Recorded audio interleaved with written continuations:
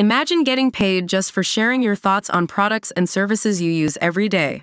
With Survey Junkie, it's that simple.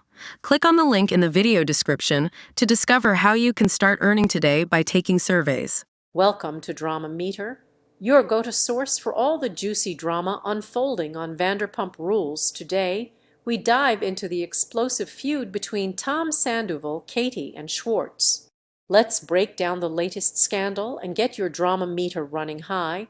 Tom Sandoval and Tom Schwartz took aim at Katie Maloney for her treatment of Joe Wenberg following Part 2 of the Vanderpump Rules Season 11 reunion on Tuesday. As Katie, 37, attempted to defend her antics against Schwartz's former flame, Sandoval, 41, described her behavior as the definition of evil, as Schwartz admitted his ex-wife is one of the most vindictive people he's ever met. I think Katie's level of anger is rarely ever on par with the action. She openly talks about how she enjoys watching people suffer and stuff. That is the very definition of evil, Sandoval declared on the May 21 episode of the Vanderpump Rules after show. I would concur, even coming from someone who still loves her and appreciates Katie, that's 100% fact, Schwartz replied. I don't think she enjoys people suffering. She will prey on people's downfalls. I don't want to talk trash, but she's probably one of the more vindictive people I've ever met in my life.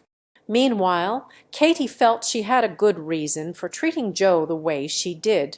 The way she treated Kristen, who was the one that vouched for her so hardcore, that was her like best friend, hung out with her every single day. When Kristen reached out to her to ask her, like, what's the deal, you're staying with Tom Schwartz, she just cut her off with zero explanation, and I think that's very odd, Katie explained. That's very strange behavior to me, and it makes me think that there's an entire side to a person that is spooky. She can't be trusted. Although some have accused Katie of mistreating Joe because she was dating Schwartz, Katie denied any such thing, saying, if someone wants to try their hand at that, go ahead. I raised that man for 12 years. I couldn't do it any longer. While Katie credited Joe's ghosting of Kristen as the reason for her dislike, Schwartz suggested Kristen was the guilty party in her falling out with Joe.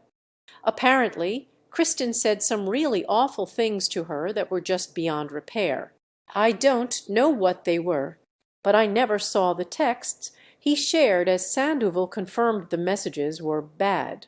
According to Schwartz, Katie never liked Joe, but according to Sandoval, her disdain stemmed from Joe's relationship with Schwartz after their divorce. Katie felt like it's okay for me to hook up with people, even when she and Schwartz were still living together, but if Schwartz moves on to anybody, she can have some sort of issue, whether it's a friend of a friend or whatever. She's going to use that as leverage because she doesn't want to see Schwartz with anybody, he alleged. Sandoval went on to accuse Katie of being negative towards any woman in Schwartz's life. As for Schwartz, he said that although it may have been a double standard at one point, where it was okay for Katie to be happy and fall in love, she has been different as of late, including being pro-Katie Flood.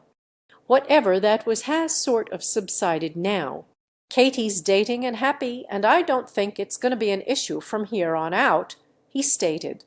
But early on, I know I hurt her feelings with the thing in Mexico, but Jesus, she burned down my seeking life after that.